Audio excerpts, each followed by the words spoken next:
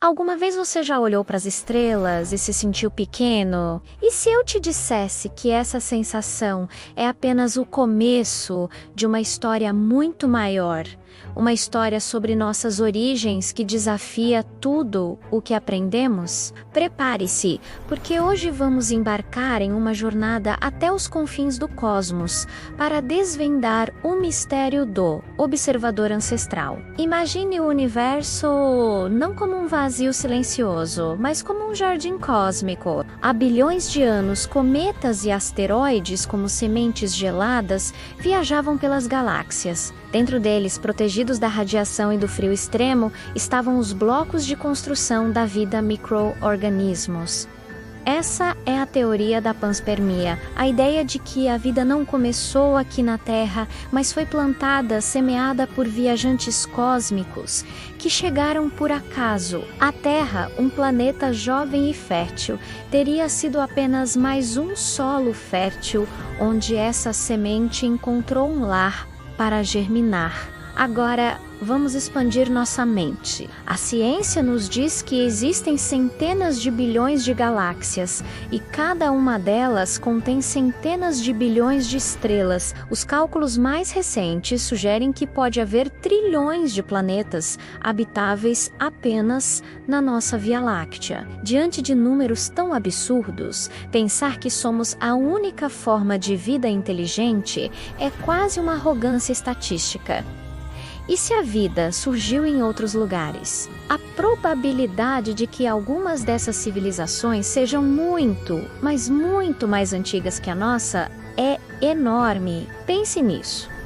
A Terra tem cerca de 45 bilhões de anos, mas o universo tem quase 14 bilhões. Isso deixa uma janela de bilhões de anos para que outras civilizações surgissem, evoluíssem e alcançassem níveis de tecnologia que para nós seriam indistinguíveis de magia. E é aqui que a nossa história toma um rumo fascinante. E se não fomos apenas um acidente cósmico? E se a chegada da vida na Terra não foi obra do acaso, mas sim um ato intencional? Imagine uma civilização antiga, tão avançada, que dominou a viagem interestelar e a engenharia genética. Eles poderiam ser os semeadores originais, espalhando a vida conscientemente através da galáxia. Ao encontrar um planeta promissor como a Terra, eles não apenas depositaram as sementes da vida, mas talvez tenham voltado para dar um empurrãozinho na evolução.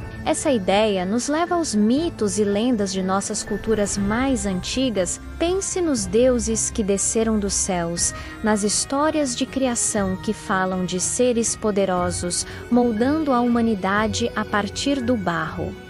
E se essas não fossem apenas histórias? E se fossem memórias distorcidas de eventos reais? Uma intervenção genética deliberada. Seres avançados, talvez há dezenas de milhares de anos, visitaram nossos ancestrais. Eles viram o potencial do primata que estava evoluindo na savana africana e decidiram acelerar o processo. Eles manipularam nosso DNA, a própria essência do que somos, para despertar a consciência, a inteligência abstrata, a capacidade de criar arte e ciência. Para nossos ancestrais, com sua compreensão limitada, esses visitantes não seriam alienígenas, eles seriam deuses, seres de luz, com poderes divinos, que desceram das estrelas para nos criar a sua imagem e semelhança. Muitas culturas ao redor do mundo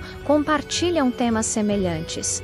Deuses que ensinam agricultura, astronomia, escrita, Al-Noviz, Quetzalcoatl, Usan, seriam todos eles ecos de um mesmo evento, uma visitação ancestral que deixou uma marca indelével em nossa psique coletiva. As pirâmides, Stonehenge, as linhas de Nazca seriam monumentos construídos para honrar ou talvez para chamar de volta esses deuses estelares. A evidência não está em artefatos físicos, mas talvez esteja codificada em nosso próprio genoma, em saltos evolutivos que a ciência ainda luta para explicar completamente. Após essa suposta intervenção, esses semeadores, esses criadores, não desapareceram.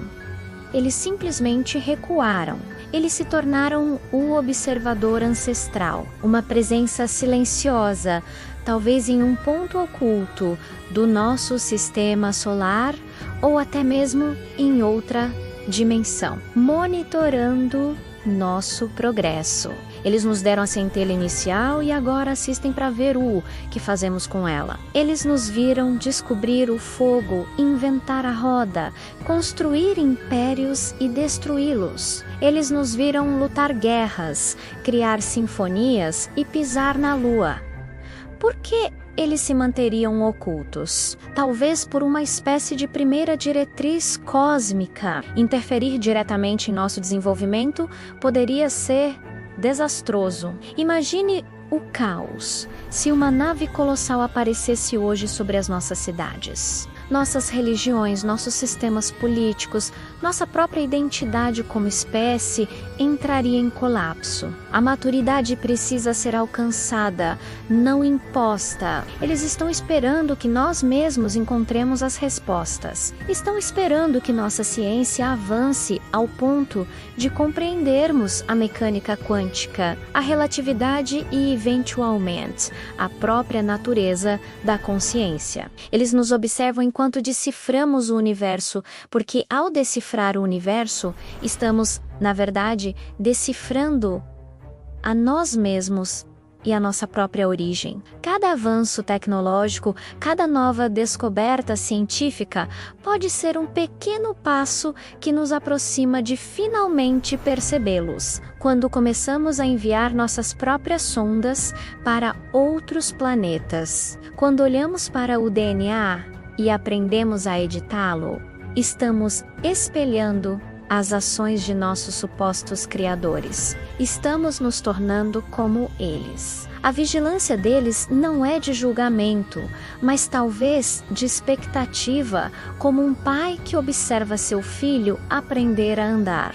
Eles esperam um momento em que estaremos prontos para um contato aberto, um momento em que não entraremos em pânico, mas os receberemos com curiosidade e compreensão, como sugerido em mensagens codificadas em agroglifos. Eles nos alertam para termos cuidado com os portadores de falsos presentes e suas promessas quebradas. Eles se posicionam contra a mentira e nos lembram que existe o bem lá fora, possivelmente em outras galáxias aguardando nossa maturidade. E isso nos leva à conclusão filosófica de toda essa jornada. A grande questão não é estamos sozinhos, mas sim quando estaremos prontos para não estarmos mais sozinhos? A ideia do observador ancestral nos força a olhar para nós mesmos. Enquanto continuarmos a nos dividir por fronteiras, cores e crenças,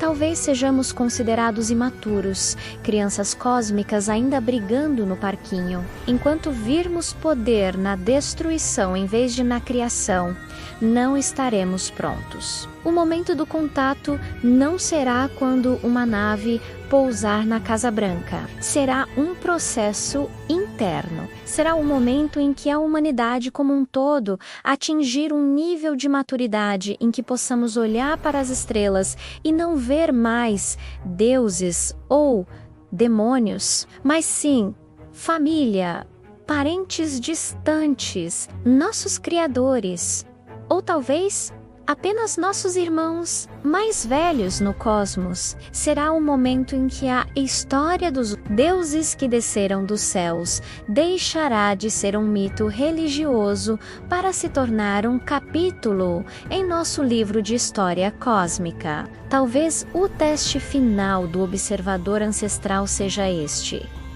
Quando pararmos de procurar por salvadores nos céus e percebermos que o poder de nos tornarmos uma espécie galáctica, de alcançar as estrelas, sempre esteve dentro de nós, no DNA, que eles podem ter ajudado a moldar. A jornada para encontrar nossos criadores é, no fundo, a jornada para nos encontrarmos. O que você acha? Seríamos nós o resultado de um experimento cósmico? Deixe sua opinião nos comentários. É uma ideia que expande a mente e nos faz questionar tudo. Se você gostou dessa viagem pelo universo e pelas nossas origens, não se esqueça de deixar o seu like, se inscrever no canal e ativar o sininho para não perder nossas próximas explorações. Obrigado por assistir e até a próxima!